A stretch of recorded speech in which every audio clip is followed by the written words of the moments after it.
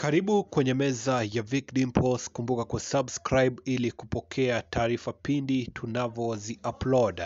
Na taarifa ambazo tunapokea siku ya leo za simanzi ni kwamba wavulana 5 kutokea shule ya upili ya wavulana ya Mbita wameweza kuhusika katika ajali mbaya ya barabara walipokuwa wakirejea nyumbani kwa mapumziko ya Aprili baada ya shule kufunga. Inasemekana kwamba vijana 5 waliweza kugongwa na gari la kibinafsi ambalo lilikuwa likiendeshwa kwa kasi, na kwa bahati mbaya inasemekana kwamba kuna maisha ambayo yamepotezwa kutokana na ajali hiyo, na ni pigo kubwa sana hasa kwa shule hii ya Mbita, ikizingatiwa kwamba vile asubuhi ya leo wavulana wengine 3 kutokea shule ya upili ya Ober waliweza kupoteza maisha yao baada ya gari ambalo walikuwa wakisafiria kuhusika katika ajali mbaya ya barabara, na hii ilikuwa ni head on collision ambayo iliweza kuyachukua maisha ya wavulana 3 kutokea shule